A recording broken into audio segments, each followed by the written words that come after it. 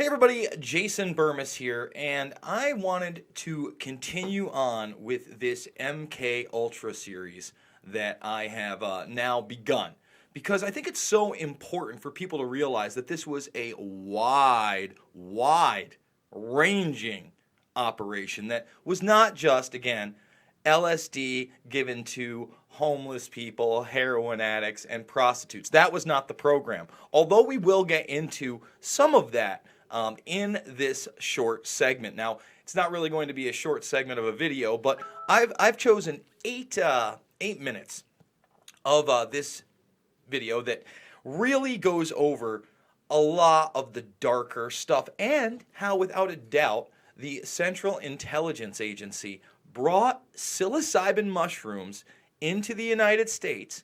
Absolutely 100% admitted in this video. We're going to get into that. A lot of people aren't aware of that mushrooms were actually brought in by the CIA. They've all heard of Iran-Contra and the cocaine and the possible crack connections.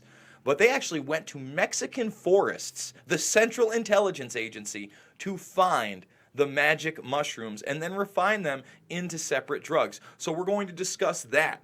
Then we're going to discuss how Ivy League schools using CIA agents integrated with this guy named, I believe it was Frank White. I may be wrong, but I'm pretty sure it's Frank White. We're going to show him in a minute.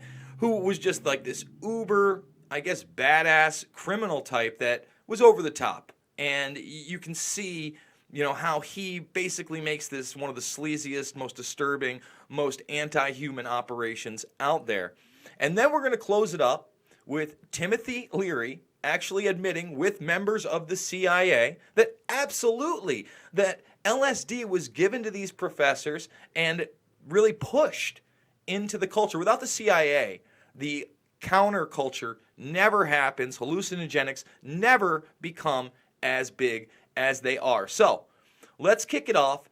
First of all, I discussed this guy very, very, very briefly. His name is Sidney Gottlieb. Now, we're going to end up doing a full expose on Sidney Gottlieb, but I think it's important for people to understand that he was the director of all the chemical experiments. So in other words, at the top of the pyramid of who knows what was given to who and why and what and the experiments, this is the guy.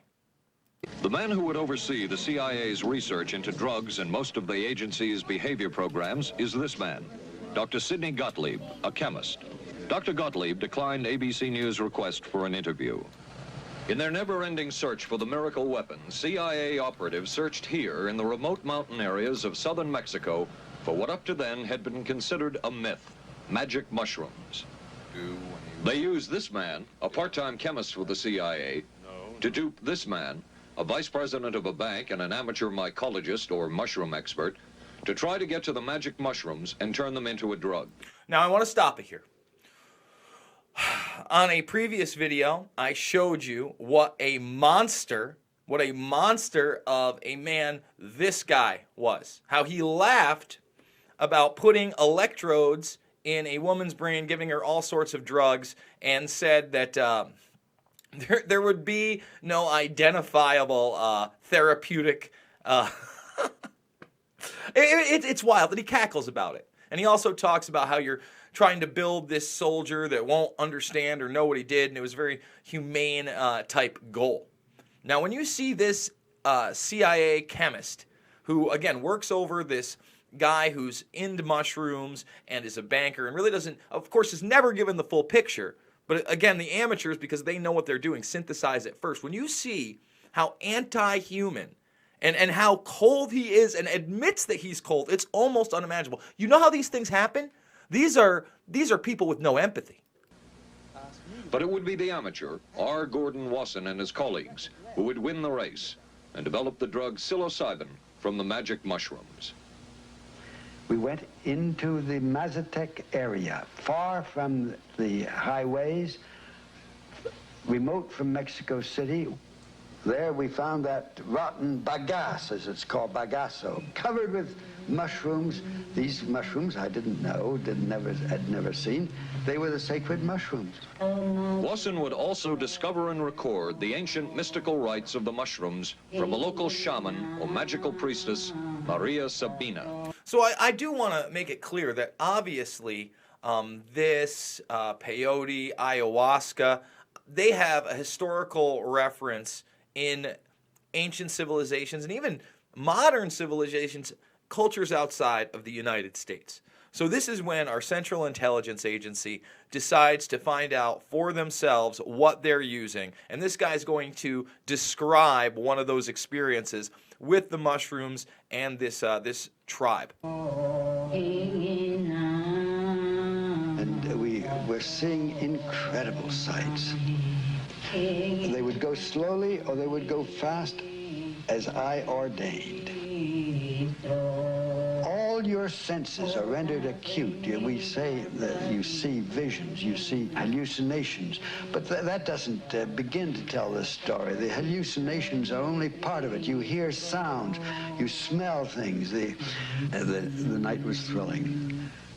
I want to pause it there because I know there are a lot of you out there that have obviously sometime in your life had some kind of an experience, whether it was LSD or another hallucinogenic, mushrooms. And yes, it goes beyond just hallucinations and visuals. It's certainly a very different type of experience than a lot of other drugs that are mainline or out there. Obviously, alcohol, marijuana, cocaine. I've obviously, never done heroin or anything like that. But, I remember in college they used to get the gel tabs. Those were around. Some people would even have ketamine. A lot of these drugs are out there, but none, at least that I've done in my short outside of the cannabis, if you will, realm, are like psychedelics. And there are certainly levels out there. So, again, wait till you see this doctor that dupes this well-meaning man who, has this experience and thinks that he's doing good. Word of Wasson's discovery reached the CIA quickly. Dr. James Moore, a University of Delaware chemist, secretly served the CIA preparing deadly chemicals on short notice. Secretly served the CIA providing deadly chemicals on short notice. Again, this guy is about as cold and heartless as anyone could possibly be, in my opinion. Moore was instructed to get close to Wasson and accompany him on another trip to Mexico to get the magic mushrooms. Internal documents show the CIA felt a drug derived from the mushrooms could remain an agency secret. What in the world were they looking for with the magic mushrooms? I think the best answer to that is that they were looking for fundamental information on compounds that would be capable of causing changes in behavior, changes in mental attitude. Did you ever... Let's stop it right there. Changes in behavior, changes in mental attitude. He takes forever to say it. His head is down. He looks extremely uncomfortable, very cold, uncaring. And now he's going to ask him, did you ever think that this might be used on unwitting subjects? And wait till you see this answer. Consider what would have happened if any of these substances were given to, say, unwitting people. Oh, I don't remember having considered that specifically. What if you... I trust perhaps you've thought about it.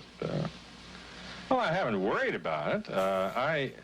Your question again, what would I have thought had I known that any of these substances would have been given to unwitting persons? You mean a hostile agent of another? Now, you notice he obviously understands what the question is, and that's why he's so uncomfortable. But now he's kind of trying to deflect and play dumb. This is not a dumb man. This is a CIA asset who duped a banker and a botanist going down to Mexico to find psilocybin mushrooms and provided deadly chemicals on a short notice for the Central Intelligence Agency. And watch when he just can't deflect the question. He just almost doesn't care what he's about to say, guys. The government? No, I mean think that testing. was probably I mean, one of the things they had in mind. testing it out on an American citizen. I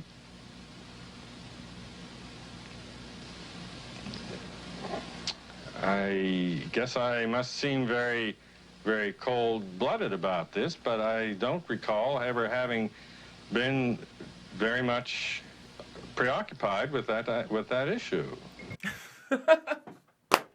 Yeah, you do seem pretty cold-blooded, bro.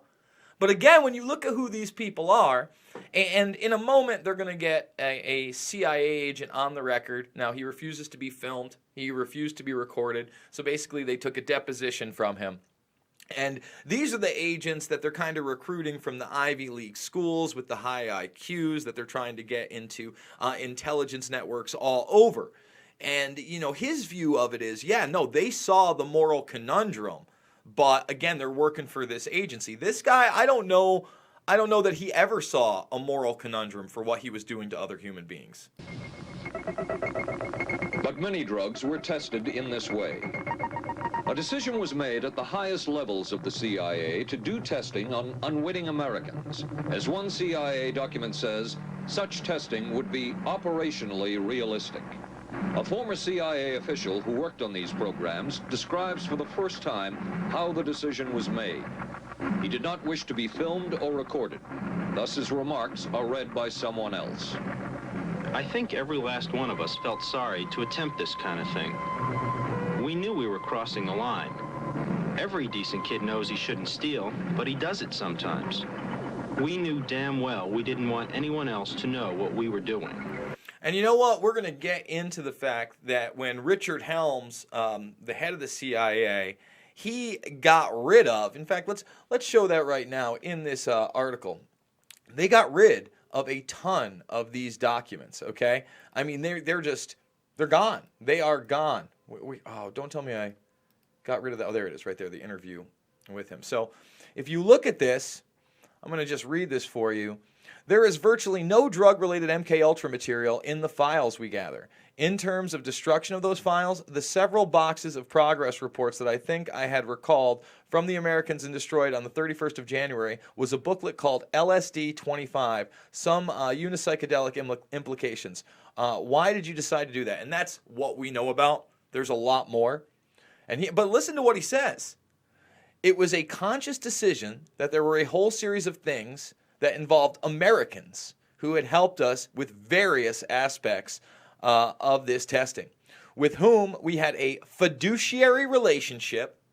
Okay, so not only the universities, the private companies, the hospitals, and whose participation we had agreed to keep secret. So they didn't want to burn them. Since this was a time, and they didn't want to reveal what they were doing, by the way, when both I and the fellow who had been in charge of the program were going to retire there, was no reason to have the staff around anymore. We kept faith with the person who had helped us, and I see nothing wrong with that. Helms saw nothing wrong with that. Of course he didn't. He didn't want to get clipped. He didn't want to reveal who was working for the CIA. A lot of these companies, they remained assets. You better believe it. Had people inside. The decision was made to do testing on unwitting victims. It was decided they should be on the fringes of society because they were most vulnerable. It was the borderline underworld, prostitutes, drug addicts, and other small-timers who would be powerless to seek any kind of revenge in case they found out. So again, there's the CIA agent telling you who they went after. Again, people who weren't involved with their family, that were involved in the underworld, small-timers that they could manipulate, that were already kind of in this world. And we're going to get to, you know, the houses of prostitution that they use to compromise people and spy on people. And by the way, guys, I was unaware of this, but apparently there are going to be 4,000, yes, 4,000 new MKUltra documents coming out FOIA style. Apparently, according to this Newsweek article, and who knew they even existed, by the way. What is it? The Black Vault, whatever this website is, has said that they are going to get them, and we'll see. I would love to see more of this information. I'm sure a lot more of it is there. So if anybody knows where these are, if they've been released, I did a small search and was unable to find them. But this is August of 2018. So I'm very hopeful they're going to come out. We're going to get into this LSD sex house. By the way, there's Richard Helms right there. There's the guy we just read talking about how, again, they destroyed a ton of this documentation once it started to get out, because broad-ranging program, not just LSD. LSD was the small part that kind of came out through the counterculture that they admitted to, and that's what we're going to end this video on. You're going to see Timothy Leary actually say that he credits the CIA for the surge in LSD. And as their predecessors had a decade earlier, the CIA turned to George White for help. George White. White was now a high-ranking narcotics official. And by this time, the stories about George White were legendary. So the waiter says, "You may help you, monsieur?" And George White was busy talking with me. I paid no attention to the waiter, so the waiter tapped him on the shoulder, says, "May I help you, monsieur?" George White turned around, whipped his gun out, and stuck it in the guy's face like this in this crowded restaurant. Think about that. That's the guy who's running these type of operations to use low-level criminals, picking people off the street that won't be missed, that they can experiment on. The kind of guy that'll shove a gun in your face for trying to serve him food in a crowded restaurant. That was a former narcotics officer that was there and witnessed that, by the way. Top of the line people, the kind of sociopaths that we really want in charge. But then again, I guess we had a different type of sociopath just tell you, I didn't mind, making these chemicals and testing them on unwitting folks. Never thought about it. Don't really care much. Not my thing. George White did not mind bending the law, and he knew the street well. He was the ideal choice for what the CIA had in mind. We were Ivy League, white, middle class. We were naive, totally naive about this, and he felt pretty expert. So there you go. Again, this is the CIA officer. So you notice that. White, Ivy League, middle class. So people that were trying to better themselves, that were coming up, getting into good schools, getting good grades, getting recruited by the agency, and having no real experience in this underworld. And then you take a guy like George White, and you have them direct them, and this is what you begin to see and get. He knew the whores, the pimps, the people who brought in the drugs. White set up so-called safe houses for the CIA in New York, here in Greenwich Village, and later in San Francisco, in this hotel, and in an apartment atop Telegraph Hill with a commanding view of San Francisco Bay. While the existence of these safe houses was disclosed last year, details of what took place within them has not been told. Oh, but don't worry. That eventually comes out. Now, they're going to talk about it a bit, but again, this whole article here, again, it was an extortion operation. They were also seeing how people interacted with one another, but they were, again, as you'll find out, we're trying to get state secrets, trying to see how they could manipulate people coast to coast. And think about this. This is when journalism was real, guys. Within a year of those revelations, this is one of the most powerful pieces that I've ever seen. And again, it runs 47 minutes without any commercials, so it looks like it was like an hour long back in the day. And it's ABC News, and it's very hard to find. I've seen it. I've watched it 3 or 4 times. I'm like, man, this reveals so much that people don't understand about the program to this very day, and it was released decades ago. So let's continue, and you'll see. This was extortion. A former CIA official who worked in the safe houses reveals that they were used not only for drug testing, but to study sexual behavior and how it could be used to manipulate people. We did quite a study of prostitutes and their behavior. How do you take a woman who is willing to use her body to get money out of a guy to get him to talk about things which are much more important, like state secrets? We learned a lot about human nature in the bedroom. We started to pick up knowledge that could be used in operations. Knowledge that could be used in operations. There would be victims in all of this, but as the agency knew, they couldn't fight back. Some entries from George White's diaries. Clarice gets horrors. Janet, sky high. As one agency memo says, we have no answer to the moral question. The safe house. They have no answer to the moral question of them taking advantage of people on the low end of society and doing with them as they please with an organized criminal like George White at the helm. No idea. It's a moral question. Were not the only testing grounds. Millions of dollars would be spent on LSD research at universities throughout the country. And word would begin to spread on campus about this so-called mind-blowing drug. So here it is.